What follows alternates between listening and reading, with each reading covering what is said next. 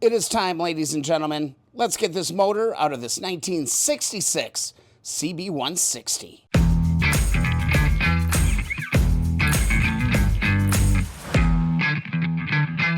Not gonna lie, I've been waiting for this day for a while. Once the motor gets out of this frame, it's off to the races on this restoration. We're making progress back to front, just the front end left to go after this. So let's get to work. You're not gonna need much to get this done. 17mm wrenches and sockets, and also 14mm wrenches and sockets.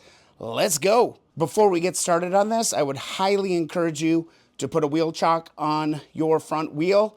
I'm up on that center stand, so we don't want that bike moving forward. First things first, I'm gonna fold up my rubber mat, and I'm gonna position this nicely underneath the motor. Now there's a number of mounts here on the motor. There's two on the top, right here and here, all right? And then there's gonna be one in the back, and then one down below. That's really all that's holding this motor in place. Your top mounts are 14mm. Your back top and lower are both going to be 17s. One thing to note on this is that you've got your bolt and you do have a nut on the back side, so you're gonna need to double up. You're gonna need a wrench on the inside, socket on the outside, a wrench on both sides, whatever. Now my goal is to gently drop this motor off of the lower mount, just angle it down. So working on these top two, and then the top rear. That'll give me a nice little pivot down, nice and slow, hopefully, and everything will go smooth. This is how I did it on my Super Hawk, and it actually was super straightforward. Let's start with our left upper bolt right here. Try and give you a good look at what's going on here, but I just got a wrench on the other side. I'm gonna hold this, slowly start turning this out. There should be a locking washer on the other side of this. There should be. We'll find out once we pull this bolt out. There's our first one. Grab the hardware and let's see what we've got. Nope, nothing. Just a long bolt and a nut. That's it. This one is now out. I'm gonna pivot down and I'm gonna go ahead and take out, if you can see it, we're gonna take out this top one right here on both sides. All right, just gonna kind of snake in my wrench right there. Again, this is 17, and let's hope, oh wow, that was barely even on there. Hell, I might even be able to take that one off of my fingers right here. Let's go and take this first one out. Again, we've got another bolt down below. No big deal. Let's go ahead and attack the other one. Again, no locker, nothing on this, just the bolt and the nut. All right, second verse, same as the first, 17 over here. Sorry for bumping the camera. And let's go ahead and take this one out. This one barely on there as well. Those were not torqued, let me tell you. This one's being a little stubborn. Just had to lift up on that motor just a little bit to pull that bolt out. All right, now we're gonna move to this front one. But just on this one, I don't want to take that pin out just yet. I just want to get the nut off. That's really all I'm going for here. Let's just get this loosened up, and then we'll move over to the bottom one, and we'll loosen that up a little bit as well as my wrenches go flying. There's our nut. No locker on that. All right, now we're down on the other side of the bike. I've got my 17. I'm gonna snake my 17 in here.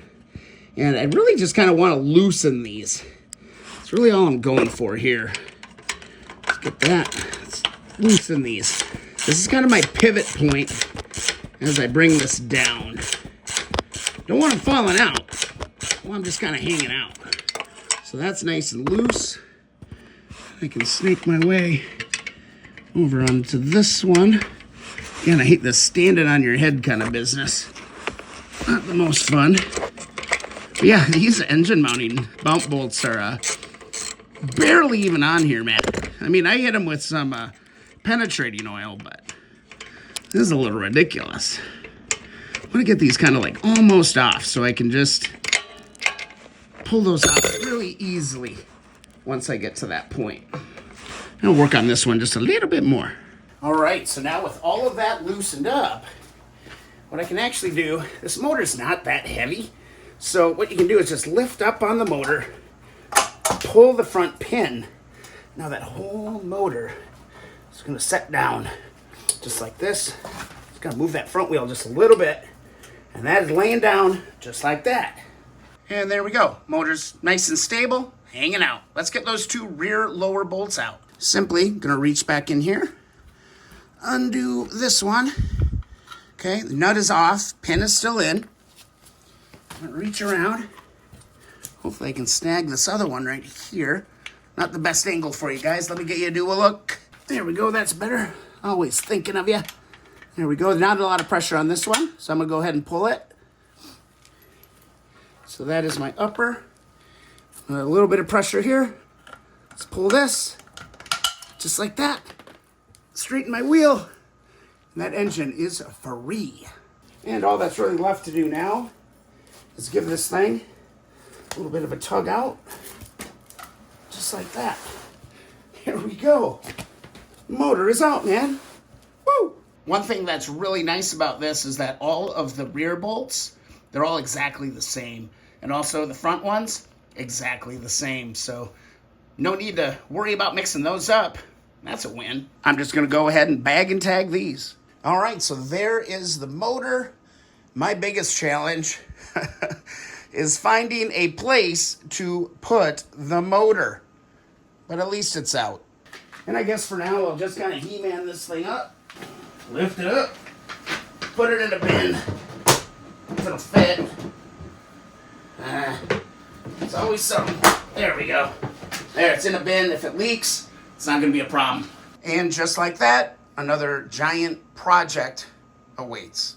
And the 160 is looking a little goofy now. All that is really left to do is the front end. We've done this a bunch of times before on the channel, so this is really kind of the home stretch. So there you go. That's actually one of the easier things to do on the CB160. Had a very similar experience with the Super Hawk CB77. Engine is out, man. This thing is getting stripped down, front end to go. We'll get at it in the next video. If you enjoyed this, be sure to hit that thumbs up button. It really does help the channel. Don't forget to subscribe and go get yourself a free sticker from keeponwrenching.com. We'll see you in the next video or live stream.